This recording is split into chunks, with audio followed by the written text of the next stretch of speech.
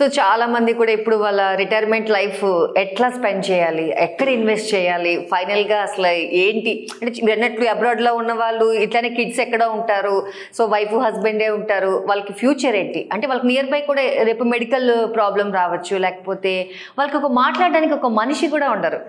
ప్రస్తుతానికి అంతా phones online అంతా అయిపోయింది కదా. సో అట్లాంటి వాళ్ళకి రిటైర్మెంట్ లైఫ్ ఎట్లా ప్లాన్ చేసుకోవాలంటే మీరు ఏం చెప్తారు? రిటైర్మెంట్ లైఫ్ అనేది నా ప్రకారంగా we should live with pride, గర్వంగా బ్రతకాలి. ఇండియాలో 80% people don't plan their retirement. Maximum ఏమవుతుందంటే పిల్లల మీద ఆధారపడటమో లేదంటే they struggle for their life after retirement. బ్రతికిన వాళ్ళంతా కూడబెట్టిందంతా పిల్లలకి అని ఇచ్చుకుంటూ పోతారు. Because previous generations, previous decades, future decades చాలా డిఫరెన్స్ ఉంది. ద వే పీపుల్ థింక్, లేచే టైం డిఫరెన్స్ ఉంటుంది, వాళ్ళు చేసే అలవాట్లు డిఫరెంట్ ఉంటుంది, మాట్లాడే తీరు డిఫరెంట్ ఉంటుంది. So you cannot say that మన పేరెంట్స్ని మనం చూసుకుంటున్నామని మన పిల్లలు మనల్ని చూసుకుంటారు అనేది. And the generation is moving very fast. Recently I met a scholar and he told me that US culture వచ్చేసింది ఇండియాకి అని. కానీ అది తప్పు. మనం యూఎస్ కంటే కూడా 10 steps అహెడ్లో ఉన్నాం.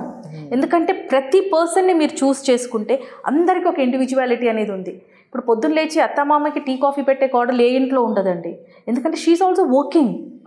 సో అక్కడ ఏమవుతుందంటే ప్రైడ్ అనేది చాలా దెబ్బతింటుంది. Ego matters. హస్బెండ్ వైఫ్ మధ్యలోనే ఈగోస్ చాలా ఉన్నాయి. సో పెద్దవాళ్ళు ఉన్నప్పుడు వాళ్ళతో మనం సస్టైన్ అవ్వలేము. అండ్ ఇంకోటి ఏంటంటే పెద్దవాళ్ళలో అంటే when you talk about retired people might be 50 and 60 and above, వాళ్ళకి physical activities is different from the present generation. యంగ్స్టర్స్కి వాళ్ళకి చాలా యాక్టివిటీస్లో, వాళ్ళ స్పీడ్ ఆఫ్ వర్క్లో, వాళ్ళు తినే ఫుడ్ హ్యాబిట్స్లో చాలా డిఫరెన్స్ ఉంటుంది. So if you ask me, retirement అనేది ఎప్పుడు పిల్లలతో ప్లాన్ చేసుకోవద్దు. మనం ఎలాగైతే పిల్లలు is a part of our life, మన retirement is also a part of our life. నేను ఎలాగైతే ఈ యొక్క ఫీల్డ్ని ఎంచుకున్నానో that is like I have worked enough, నాకు ఇంకా నా రిటైర్మెంట్ ప్లాన్ చేయాలి అని నేను ఊటీలో ఒక ప్రాజెక్ట్ స్టార్ట్ చేశాను. And I have been selling to people, ప్లాట్స్గా చేస్తున్నాను, ఎకరాలలో అమ్ముతున్నాను. I'm selling these to people who are thinking the similar way that I think. ఇప్పుడు రిటైర్మెంట్లో పిల్లలు మనతో తోడు ఉండాలని లేదు, ఉంటే అది ఒక అదృష్టమే అనుకోవాలి. But we cannot expect anything from our kids. So మన ఏజ్లో ఇప్పుడు నా ఏజ్తో సరిపడే వాళ్ళు వేరే వాళ్ళు ఉంటారు. పొద్దున్న లేచి వాకింగ్కి వెళ్ళామా, కమిట్మెంట్స్ ఉండవు. పొద్దున 6కి లేచి పిల్లలకి డబ్బా కట్టాలి, మొగుడికి లంచ్, అలాంటివి ఏమి ఉండవు. So go for walking, go for meditation, yoga చేసుకోండి, సినిక్ వ్యూని ఎంజాయ్ చేసుకోండి. అదేమవుతుందంటే హార్ట్ విల్ రిమైన్ హెల్దీ.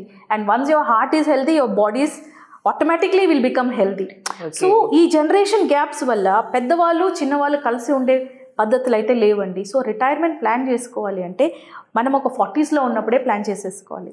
ఎందుకంటే ఆ ఒక 40 to 50 ఆ 10 yearsలో if you're not planning your retirement, మీ రిటైర్మెంట్ అనేది చాలా పెయిన్ఫుల్ ఉంటుంది.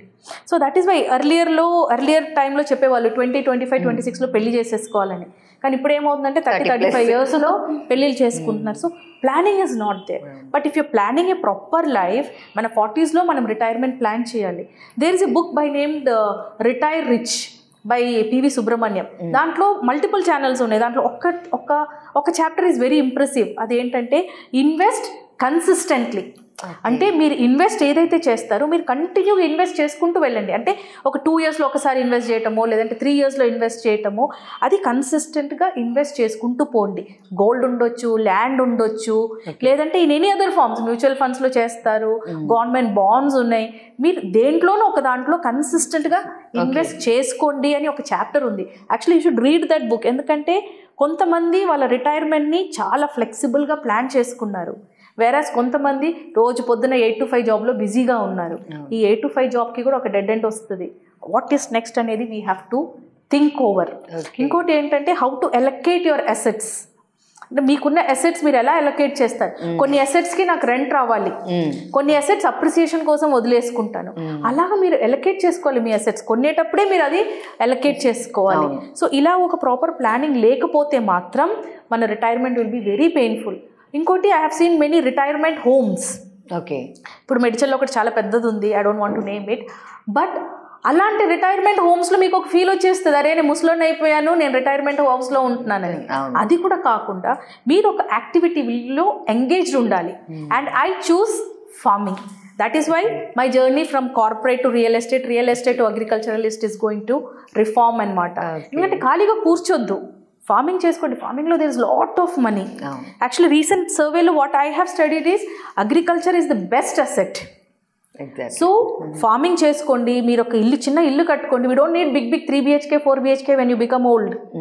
సో ప్రిసైజ్లీ మన జర్నీ ఎలా ఉంటుందో అలాగా మన నీడ్స్ కూడా చేంజ్ అవుతూ ఉండాలి. దాన్ని బట్టి మనం క్యాటర్ చేసుకుంటూ వెళ్ళాలి. ఓకే, సో ఒకసారి మీ వెబ్సైట్ కానీ లేకపోతే మీ ఫోన్ నెంబర్స్ లేకపోతే మిమ్మల్ని ఎలా అప్రోచ్ అవ్వాలి, అలాగే మీరు చెప్పినట్టు ఊటీలో మీ ప్రాజెక్ట్స్ ఏంటి, ఇవన్నీ ఒకసారి మా ప్రేక్షకులకి. ఇప్పుడు ప్రస్తుతం 15 acres కంప్లీట్ చేసామండి. We're in the process of expansion. Humming woods farms and retreat అని ఒక ప్రాజెక్ట్ చేస్తున్నాము. This is exclusively for those people who want to retire with us. So basically నేను అక్కడ రిటైర్ అవ్వాలనుకుంటున్నాను. నేను ఒక 2 acresలో రిసార్ట్ ప్లస్ ఫార్మింగ్ స్టార్ట్ చేశాను. That would be my retirement income. అంటే దాని మీద నుంచి ఏదైతే ఇన్కమ్ వస్తుందో that is going to be my retirement income. Similarly దాంట్లో ఎవరైతే మాతో పాటు రిటైర్ అవ్వాలనుకుంటున్నారో they can come and buy lands. 1/4 acre, 1/2 acre, 1 acreలో they can purchase lands. And farming చేయాలనుకుంటే ఫార్మింగ్ చేయొచ్చు, అక్కడ కాటేజెస్ కట్టుకొని దాంట్లో ఉండొచ్చు. లేదు మీరు టూరిజం పర్మిషన్ తీసుకుంటే కాటేజెస్ కట్టుకొని మీరు అది రెంటల్ పర్పస్కి కూడా రన్ చేసుకోవచ్చు. ప్రతి దాని మీద మీకు రెవెన్యూ అయితే ఉంటుంది. ఇది ఏంటంటే ఎవరి మీద ఆధారపడకుండా ఒక సెల్ఫ్ డిపెండెన్సీ మోడ్ అనమాట. And why I choose Ooty ఎందుకు అంటే the climatic conditions over there is very nice. నేను ఊటీ వెళ్ళే ముందు ఒక 2 years నేను హైదరాబాద్ మొత్తం చుట్టుపక్కల మొత్తం తిరిగాను. I found lands also. But the reason for not starting this project in Hyderabad or surroundings ఏంటంటే క్లైమేట్. ఆల్రెడీ మనకి చాలా సల్ట్రీ క్లైమేట్ అయిపోయింది, పొల్యూషన్ హెవీ అయిపోయింది. So what I understood is ట్రాన్స్పోర్టేషన్కి ఈజీగా ఉండాలి. ఇప్పుడు కోయంబత్తూరులో దిగితే just 83 kilometers towards our project. అక్కడ ఏంటంటే 365 days మీకు చల్లగానే ఉంటుంది. And it is not so very extreme climates కూడా లేవు. మనకి 27 summer, last time 27 is the first time Ooty reach అయింది. Otherwise it is 24 during summers. During winters మనకి 14, 15 ఆ రేంజెస్లో ఉంటుంది. సో ఇదేంటంటే ఇప్పుడు ఫర్ ఎగ్జాంపుల్ ఒక NRI want to retire in India, వాళ్ళకి కరెక్ట్ సరిపడే ఒక టెంపరేచర్స్ అనమాట. ఇంకోటి ఆ టెరైన్స్ కూడా మనకు అంత స్టీప్గా కూడా ఉండవు. సో ఇట్స్ ఓకే, అంటే ఫిజికల్గా మనల్ని ఫిట్గా ఉంచుకుంటుంది. Because we're walking through the terrains, farming చేసుకుంటున్నాము. సో ఇన్కమ్ వస్తుంది, you're getting organic food, fresh air. కోవిడ్లో సింగిల్ డెత్ లేదు మనకి ఆ టోటల్ నీలగిరీస్లో. అంటే ఆక్సిజన్ లెవెల్స్ అంత హై ఉంటాయి. అండ్ మనకి over a period of time మనకి ఆక్సిజన్ లెవెల్స్ కరెక్ట్గా ఉంటే హార్ట్ అటాక్, డయాబెటీస్ లాంటి ఇష్యూస్ నుంచి మనకి ఐ మీన్ జస్ట్ రిలీవ్ అవుతాము. ఇంకోటి ఈ ఫిజికల్ ఎక్సర్సైజ్ వల్ల చాలా మంది arthritis, back pains, spine problems, cervical చాలా ఉన్నాయి. So these kind of diseases will stay away from us.